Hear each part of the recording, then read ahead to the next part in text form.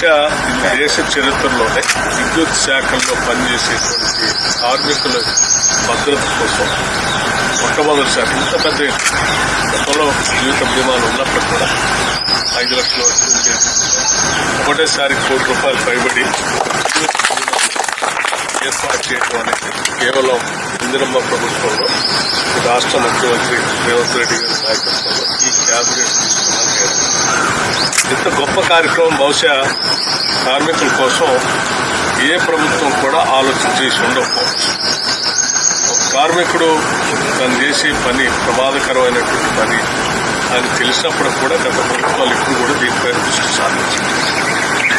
మనం ప్రభుత్వం వచ్చిన తర్వాత ఒక నిర్ణయం తీసుకొని వాళ్ళందరికీ బీమా ₹1 కోటి పైబడి చెప్పారు. తిరిగి ఆ కుటుంబంలో కంపాషనేట్ అపాయింట్మెంట్ పేరు మీద వాళ్ళకి ఉద్యోగ అవకాశం కూడా ఉంది. వాళ్ళకి ఉద్యోగం కల్పిస్తూ కుటుంబ సభ్యులకి మళ్ళీ ప్రమాద బీమాతో మరణించినటువంటి కుటుంబానికి ₹1 కోటి ఆర్థిక సహాయం వచ్చినట్టుగా చేయడం అనేది ఈ రెండు చాలా గొప్ప విషయాలుగా నేను భావిస్తూ ఉన్నాను. దీన్ని ప్రభుత్వ ఆలోచనలు సంపూర్ణంగా ఎగ్జిక్యూట్ చేసి దీన్ని కార్యరూపంలో తీసుకొచ్చిన సీఎండీని కూడా నేను వరుణ్ రెడ్డి గారు ప్రత్యేకంగా